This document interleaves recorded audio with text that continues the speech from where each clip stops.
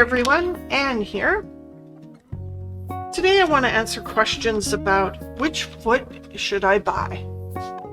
Well, I'm going to explain the difference in some of our feet.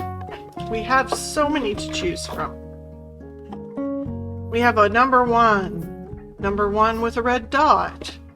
We have a number 1C. We have a number 1D. In the Bernina lineup,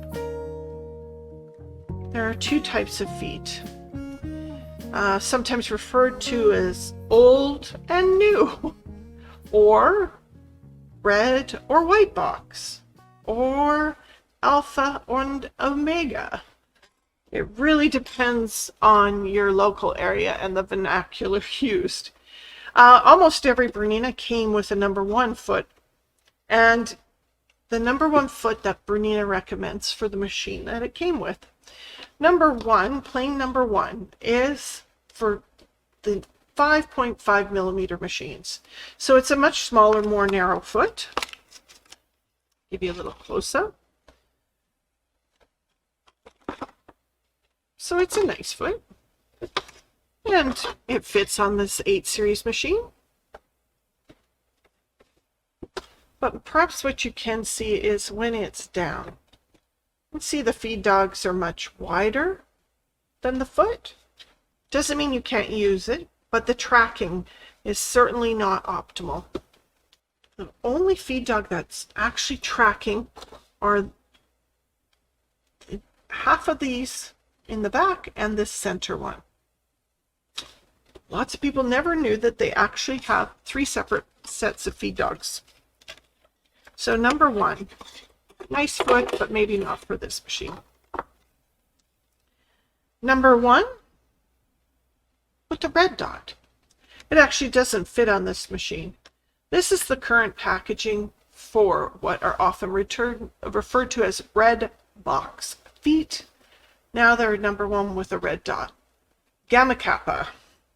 But that's for machines prior to the 180s. That's a long time ago for some of us. So that one I'm going to set to the side. We can't even put it on the machine.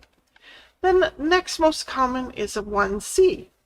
Well, 1C, what does that say? Well, you can see it next to the 1. You can see it has an extra little glass on the top here. This part is being read by the machine. It helps the machine recognize that this will be a 9 millimeter foot. And when you see those toes together, you can see much smaller, much wider. 1C. So when we get 1C on our machine, you can see it completely engages with these feed dogs. Really important for good tracking. And that tracking happens down both sides and in the center back here. It's also known commonly as a zigzag foot. You can straight stitch with it, certainly, but there's enough opening there for a 9 millimeter wide zigzag stitch. And our 4th number 1 foot is the 1D. How is it different than the 1C? Just quick glance, they're very similar. They have a little optical reader there, and you can see that, oh, interesting, there's a nice big hole in the back of this foot. Why? Well, that is for the dual feed mechanism. So let's put this one on the machine. And you can see that if this was actually engaged for sewing, it's only engaged on the 2 sets of feed dogs, and there's nothing engaged with that 3rd.